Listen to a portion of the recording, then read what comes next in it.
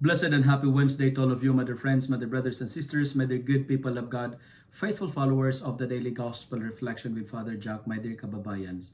Today is January 17, 2024, and today is Wednesday within the second week in Ordinary Time, Year B. Our Gospel for today is from the beautiful and the wonderful account of the Gospel of Mark, chapter 3, verses 1 to 6. You know what? I really love the story of David and Goliath. And that is our first reading for today. In the story, David was bullied by the Philistines. He was called, "You're nothing but a stick."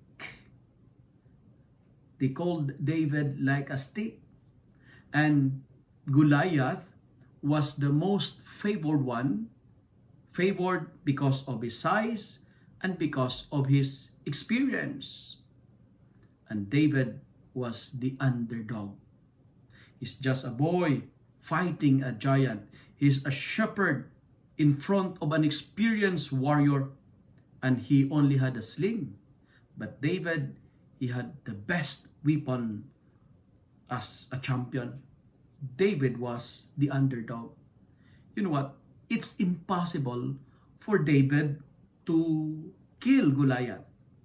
But the story tells us that David was triumphant against Goliath. David killed Goliath. And I really like what David said to Goliath.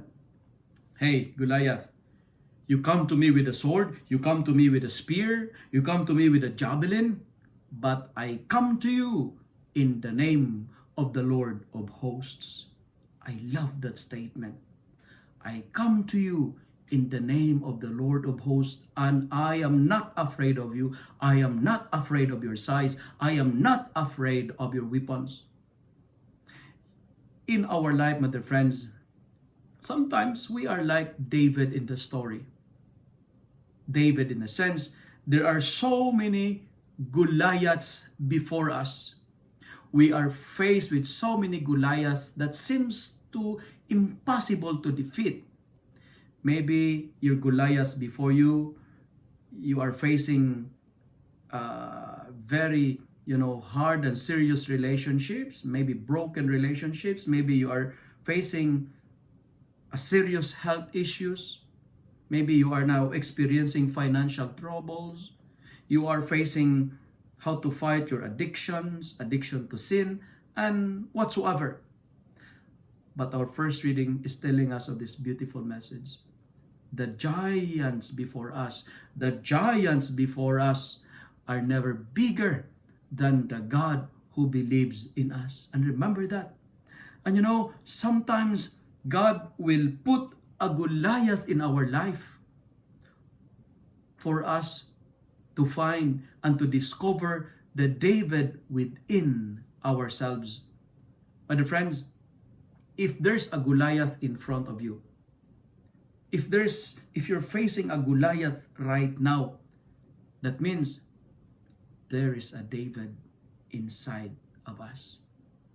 At times, people may think that we are fool, we are crazy, like David fighting a Goliath, fighting an impossible giant to defeat.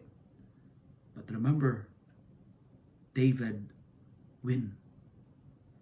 It's all right to be Goliath, but always behave and act like David. And tell your Goliath before you, tell your Goliath in front of you, I come to you in the name of the Lord of hosts. I don't have any weapons, but I'm bringing God with you.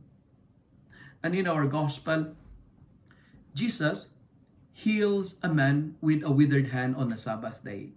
We are now on the 3rd chapter of Mark. And as a result, because of that healing that Jesus performed on the Sabbath, the Pharisees conspired with the Herodians and planned to destroy him. So there's like also a fight between David and Goliath here in the gospel.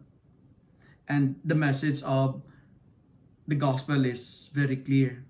Number one, doing good has no boundaries. Doing kindness has no limitations. As what I've told you yesterday, there are no boundaries in doing good. There is no need of qualifications to help people in need.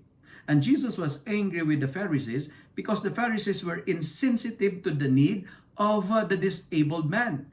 He was upset because they are stubborn and their hearts were closed and they have no love for the needy. But the friends, don't be discouraged. And this is the second message of the gospel. Do not be discouraged by the criticisms and feedbacks when you do good. Criticisms are like Goliath in our first reading.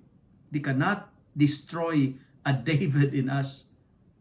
When God is with us, all Goliath will bend their knees. Let me end my reflection by saying, always act like David. Behave like David. If you love and like this reflection, kindly share it with your friends so that many will be blessed. Amen.